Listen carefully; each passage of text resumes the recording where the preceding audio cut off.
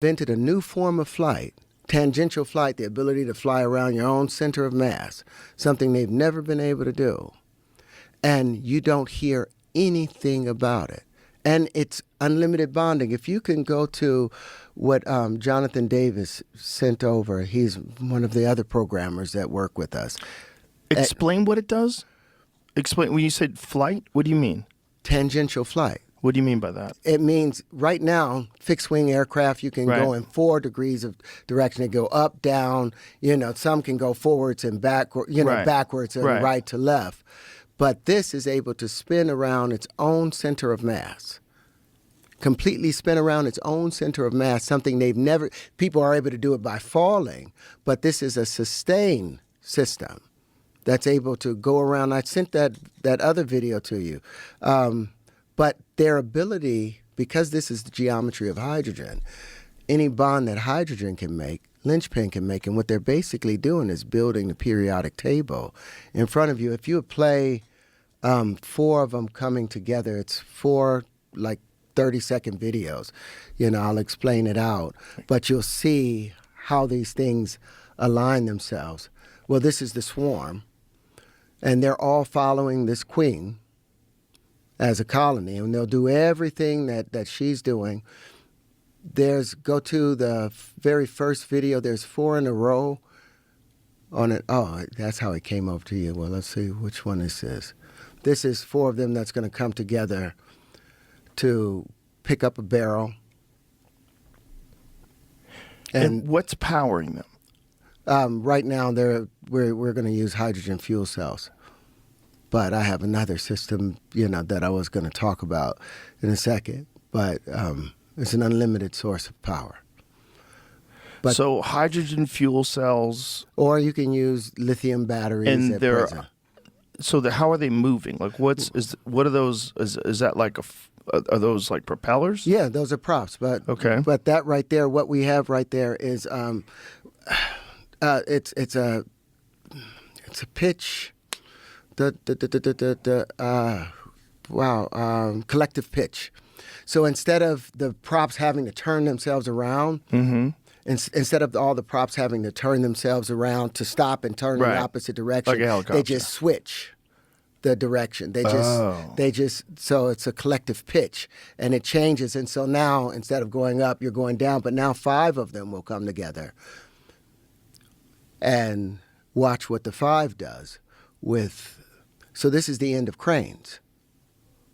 Oh. This is and how many is necessary. And they can, since this is the fractal, they can be as small as a nanoparticle, or they can be as large as the universe, because the entire universe comes down to this. So I was trying to reach out to Elon Musk. I was trying to reach out to Jeff Bezos. Because my main goal was I was building these to clean up the upper atmosphere, all of that debris that's up there, and ultimately to mine the asteroid belt. Because you can't go out there. They keep talking about going out there. That's like you try and go that far away. That's like taking a starfish from the bottom of the ocean and bringing it up to where we are. Everything expands. The nitrogen expands too much. That animal dies. You take us outside where Mars is, nitrogen has expanded so much more. The hydrogen has expanded so much more that you will never be able to, you won't even have a spaceship or a suit on that's strong enough to keep your body together, and you will never be able to come back to 93 million miles away from the sun, because everything will have expanded, and you will expand to the point of vacuity and explode out. So trying to send a man out to Mars is like trying to send a man to live on Venus. The pressure is too tight near Venus. We will get crushed in a second. It's like being pushed to the bottom of the ocean immediately. You will get crushed immediately. The pressure conditions change as we move from the sun. But science have neglected that because they've said it's a void there. And they don't account for that higher pressure condition, but they found that radioactive decay is quicker closer to the sun, near Venus.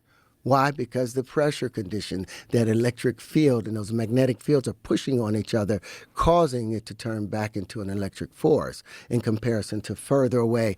When the Earth is closer to the sun, they found that radioactive decay is quicker than when it's further away from the sun.